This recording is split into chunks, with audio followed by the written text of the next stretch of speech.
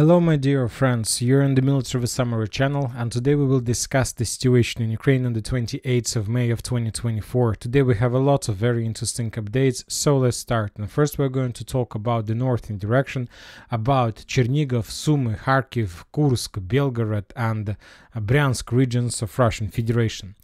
According to the Ministry of Defense of Ukraine to receive F-16s very soon, but March 8 arriving late, Defense Minister says. Also, he added that Russia is preparing to deploy 300,000 troops for an offensive in the northern Ukraine.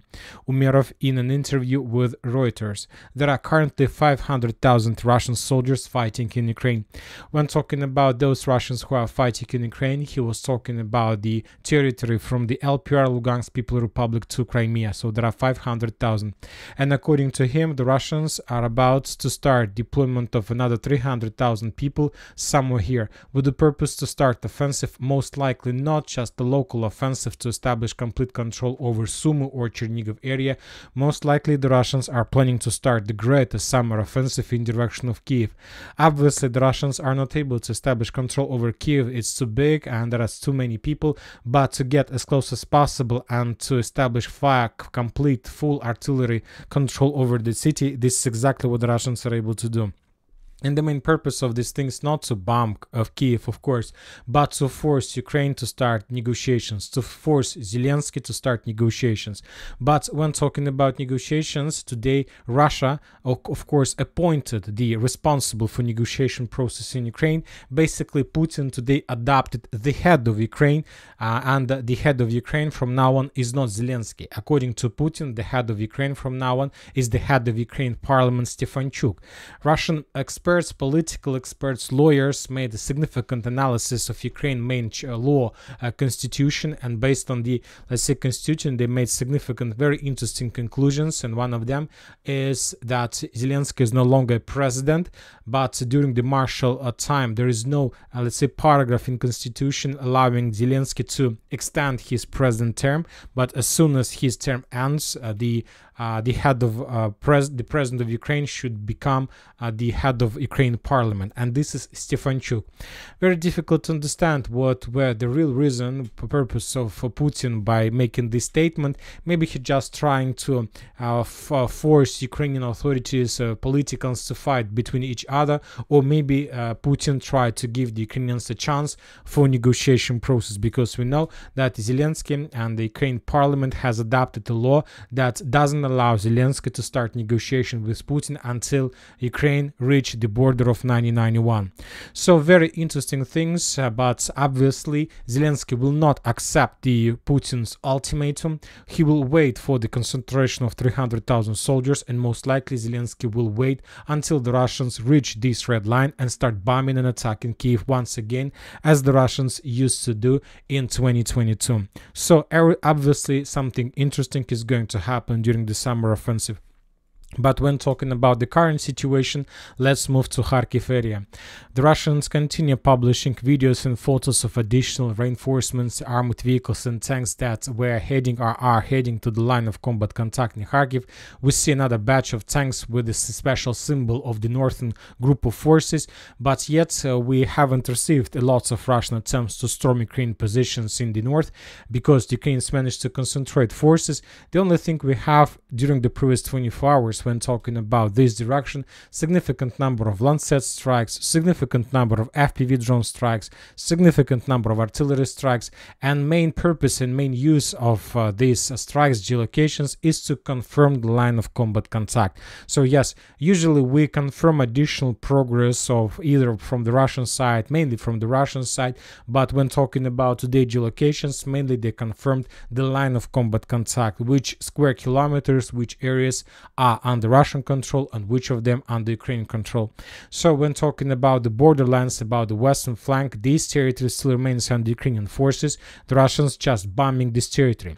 We know that the Russians had momentum during the first phase of the special offensive operation in Kharkiv, but after 10 days of clashes they lost momentum, and currently the situation in Kharkiv remains completely the situation that we can see in Chasiv Yar, in Konstantinovka, in Ugledar or Robotyne, where we can see significant Russian artillery superiority, significant number of FAP use, and the work of Russian infantry. The same story. So that's why we can see the same in the western flank of Kharkiv. No attacks, no breakthroughs, no penetrations of defense belt, just regular military activity.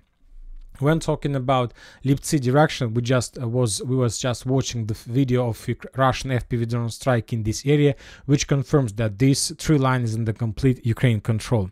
We also got the video from the Ukrainian sources. The Ukrainian FPV drone was drone bombing the Russian vehicle, which confirms that this part of, let's say, foothold under Russian control. Once again, there we got a lot of geolocations, but most of them just confirms the line of combat contact.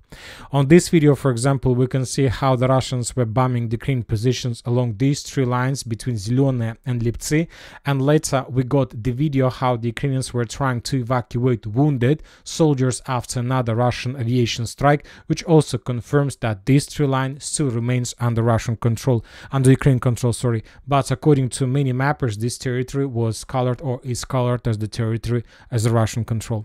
Now let's move to Volchansk. The same story. We have a lot of geolocations, as you can see, but most of them just confirms the line of combat contact.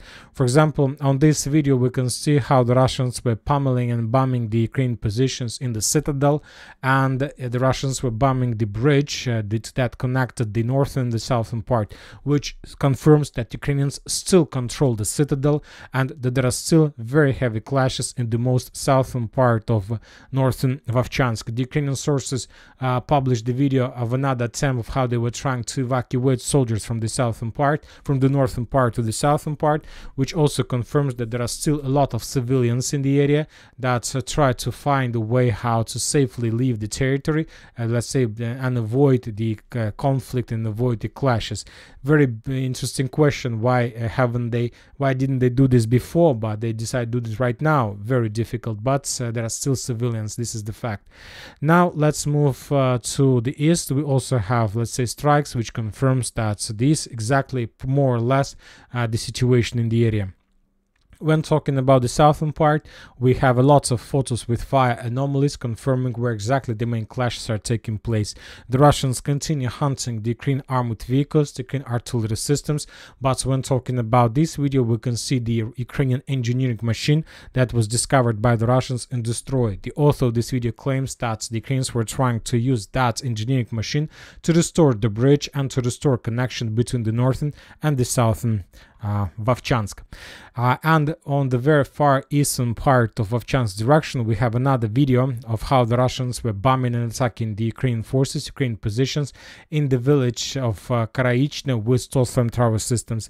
And this video is very interesting because when talking about this territory, we haven't received almost nothing. We haven't received anything from this direction since the beginning of the Russian offensive, and now we start receiving something, which confirms that most likely the Russians are moving further in direction of these villages. Probably they have found solution how to cross the river, Vovcha rivers, because most of the bridges on this direction were destroyed during the previous few days.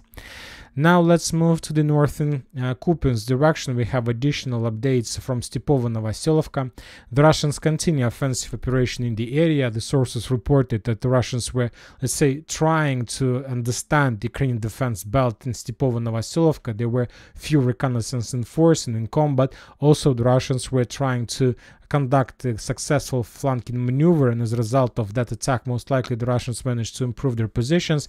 Anyway, based on the geolocations in the videos and reports from the territory, most likely the Ukrainians will not hold Stepovo Novoselovka for a very long time.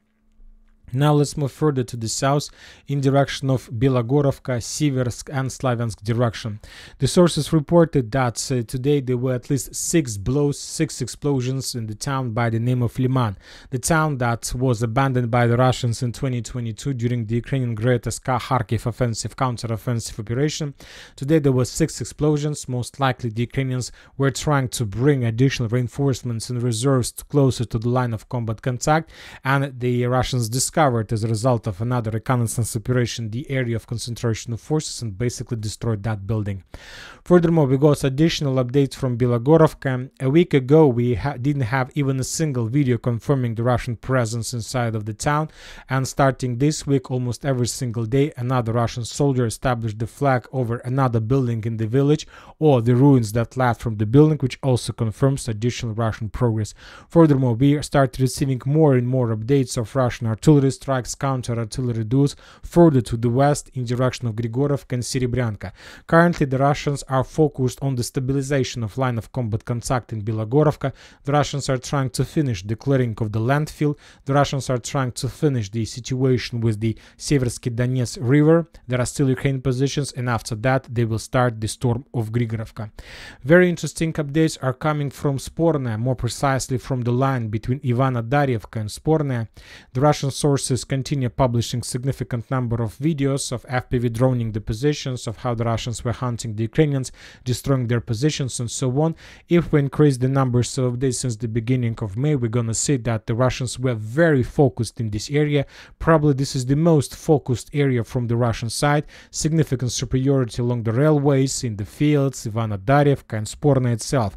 And we were expecting that, we expected that from day to day the Russians were about to begin the greatest offensive operation with the purpose to establish complete control over the village. But yet nobody reported anything about this direction, just the Minister of Defense of Russian Federation.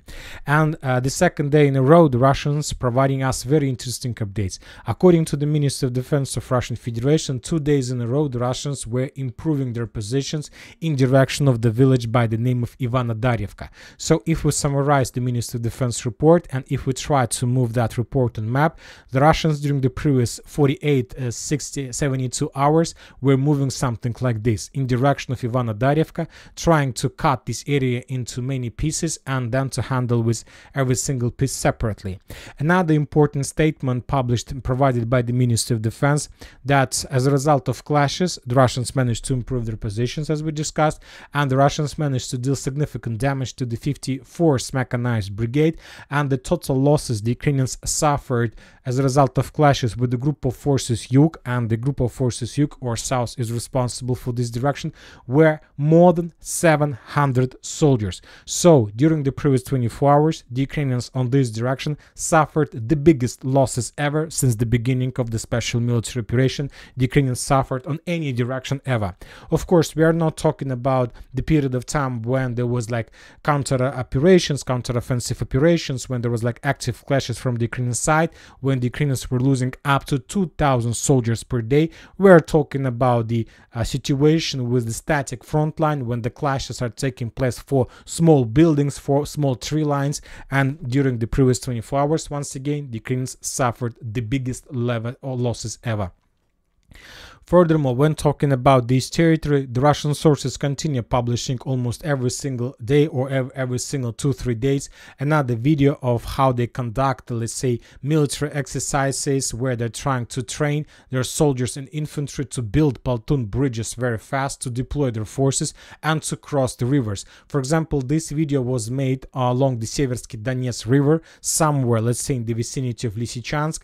The Russians were trying to, let's say, to manipulate with different equipment, and all these things and significant number of these videos of this type confirms and tell us that most likely the Russians are planning to do something like this. Most likely they will try to cross the river, or they're planning to cross not just Seversky Donets river, but maybe Zhiribets river, or even further to the west, Oskol river. Anyway, some soldiers, some Russian troopers are preparing for something very, very interesting. Now let's move to Chasiv Yar. During the previous 24 hours, we haven't received any additional updates about further Russian progress in Kalinovka or Chasiv Yar, just few videos of how the Russians were bombing and attacking the Ukrainian positions with Toslet rammer systems, with artillery systems, with many different types of weapons, but without any progress on the ground. So during the previous 24 hours, we haven't received anything. As well as from the fields between Ivanovska, Klishevka and Andreevka, the only thing we got is that the Ukrainians, the 5th Brigade, is completely depleted but not defeated. And if we start receiving this type of updates, which that means that soon this entire foothold will be abandoned by the Ukrainians. The Russians continue significant artillery preparation along Seversky Donetsk-Donbass Canal. Today we got additional batch of the videos of how the Russians were bombing the territory heavily. We see on this film, on this video, significant number of Ukrainian fortifications. Almost every single square kilometer is another defense belt that was prepared by the Ukrainians. But this, let's say, network of fortifications doesn't stop the Russians. The Russians continue destroying the direction with the purpose to move further to the west. Also, we have a significant number of geolocations during the previous 20 months, and most of them are concentrated exactly on this direction. As you can see, the Russians is like some preparing before doing something in this area as well. So the situation here reminds completely the situation in the vicinity of Spornaya. Now let's move to Avdiivka. As you can see, we have a lot of geolocations, mainly with a blue color, which confirms that most of them belong to the Ukrainians. And currently, if we summarize everything reports from different sources, the main clashes on this direction is taking place exactly in this square between the towns like villages like Sokol, Novopokrovska, Novobakhmutovka, Solovyova, Acheretina. So the Russians are hunting the Ukraine armored vehicles. So there are not so many forces on the line of combat contact. The parties are almost every single day send additional reinforcement for some small short operation, and then they evacuate wounded and evacuate soldiers as well. So that's why either the Russians and the Ukrainians are always hunting each other, let's say trying to get as many as possible these vehicles. The Ukrainians are hunting the Russians in Solovyovo, Novobakhmutovka. The Russians are hunting in the vicinity of Progress. Furthermore, the 47th Mechanized Brigade published another video of another Russian attack and how they managed to repel Russian attack with significant number of armored vehicles with just FPV drones. So for now, 47th is the most effective brigade on this direction from the Ukrainian side, and basically this is the core of defense from the Ukrainian side on this direction. If the Russians find a solution how to block or how to take the head off of the 47th Brigade, most likely they would see and face no, let's say, no barriers or no resistance from the Ukrainians for moving further to the west and the northwest.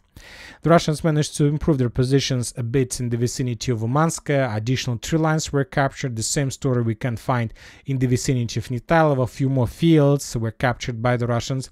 Furthermore, we got the first reports that the Russians launched an offensive operation in direction of Karlovka, and today, according to different sources, the clashes were taking place in the first buildings and the first streets in the village by the name of Karlovka that is located, let's say, on the Russian side of the Karlovka water reservoir. As you can see, Karlovka is split in 2 parts, the western and the eastern part, and most likely the Russians are storming the eastern part right now. At least this is the part that they are able to capture without almost no resistance from the Ukrainian side. But when talking about the western, there are going to be problems because there are lots of water barriers, and to storm the western Karlovka for Russians, it's better to do, let's say, from the south and from the southeast, so using this direction. But for these purposes, of course, first the Russians need to cut and to establish control over Nivoyska and probably over Krasnogorovka. But when talking about Krasnogorovka, we haven't received anything from this area.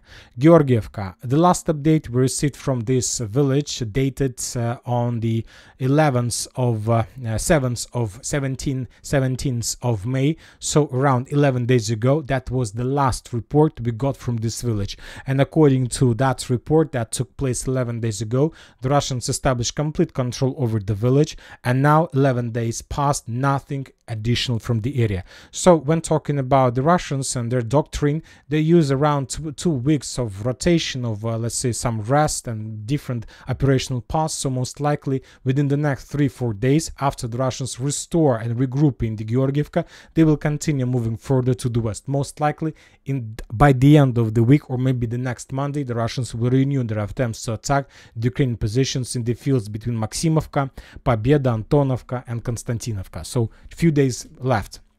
Now let's move to Konstantinovka, Novomikhalovka. Still no updates about Paraskovyevka. Some adapts, some missile and artillery strikes in the vicinity of Vuhledar. On this video we can see another use of ADAP 1500 as a result of strike. Another Ukrainian base with equipment was damaged and probably destroyed. Now let's move further to Staromayorska and Urozhaine. And as I understand, according to geolocations and videos we received, the Russians today on the 25th of May established complete control over the village by the name of Staromayorska. We haven't received any updates confirming this, but most likely this is exactly what happened today. For example, on this video we can see now the biggest Russian convoy with 6 armored vehicles moving through the fields in direction of the village. This is the first part of the video, and when talking about the second part, which is very short but very informational, for example, on the second part we can see the same convoy was moving through Staromayorska from the south to the north, and this is it. That's it. There is no more updates understanding what happened. But if we summarize everything, the Russians were moving something like this. They entered Staromayorska somewhere from here. Let's say that was the first part of the video, and the second part of the video, the Russian convoy, the same Russian convoy, was moving something like this, and this is the edge geolocation that we can see on the video. And most important, the Ukrainians didn't show any resistance to the Russians. Furthermore, the second thing, the Russians didn't stop in this point. The video ended in this point, but not the Russians stopped there. So the Russians continue moving further to the north without any resistance from the Ukrainian side. So most likely the Russian convoy, biggest Russian convoy, entered the last blocks and streets on Staromayorska, and either there are currently very heavy clashes or the Russians are about to finish them and announce or establish the flag of complete control over the territory. Furthermore, almost the same attack took place in Urozhaine, also significant number of armored vehicles and tanks heading from the south to the north, and as a result of these attacks, probably the Russians managed to establish control over additional territories as well. The farms were captured completely according to different mappers. The edge geolocation was, let's say, discovered here. So for now we're not adjusting the map, but most likely the entire southern part was captured. When talking about the central part, the story is the same. The Russians were bombing the territory heavily with different types of weapons, preparing the territory before further offensive or before the Russians enter the area. So the situation, as you can see, is very critical, and most likely both two towns will be captured in the very near future, first Staromayorska and few days after Urozhaine. Rabotina, we have some activity in triangle between Nesteryanka, Kopony, Orechov. Significant number of geolocations we start receiving from this direction, and mainly the geolocations of let's say tall flame tower strikes. The Russians are bombing this territory heavily, trying to destroy the Ukrainian positions. Furthermore, we got very interesting video, this one. On this video we can see the Ukrainian personnel carrier and infantry entered the territory trying to get defense positions. So the Ukrainians expect the Russian attack, as I understand, on this line. The Russians are probably planning to attack the Ukrainians on the line Kopony, Novodanilovka, and to cut the Ukrainian salient and artillery pocket completely from the mainland and to encircle significant number of forces there. So this is the things that were taking place on this direction during the previous 24 hours. When talking about Kherson, almost nothing important, just the FAPs, just ADAPs. For example, on this video we can see the use of another ADAP 1500 bomb. This is probably the most the game changer in the special military operation. That Ukrainians still haven't found any solution how to fight, how to resist this type of weapon. And of course this can lead to significant results for the Russians, and this already giving significant benefits. The Russians almost every single day publish another video of ADAP 1500 use, and we'll see, of course, what is going to be next. So this is that's it about the situation on the ground. We have some political events. The most important is, as we discussed, Putin is no longer considered Zelensky as the president of Ukraine. He adopted another person, the head of the parliament, as the head of Ukraine, as a person Putin is going to have negotiation with. And this is a very tricky situation because Ukrainians have two options: either to start president elections, but we understand that Zelensky is not going to win president elections because the entire Ukraine can collapse during the president election period, or to start negotiation with Putin, but these negotiations will be, let's say, conducted by this person, by the head of parliament. But if the head of parliament will be in charge of negotiation process, that means that everybody can ask the question, so who is Zelensky then? If negotiations are going to take place between Putin and, let's say, who will sign the peace agreement, Putin and the head of parliament, then who is Zelensky? Who is his role? Is he just a very rich person in Ukraine, or he is dictator who is controlling the power. Who is he? So of course Zelensky will never accept this ultimatum from Putin, and of course this will lead to another wave of escalation and so on, because more and more countries allow the Ukrainians and Ukraine to attack Russia with the Western weapon. And this is also a part of this deal of negotiation. Western countries try to force Russia to accept Zelensky as a legal president and to start negotiations exactly with him. So this is the situation. And that's it for today. Military Summary channel reminds to condemn any violence in the world. Thank you for watching. Subscribe to my channel, put your likes to my Patreon, and have a good day. Bye bye.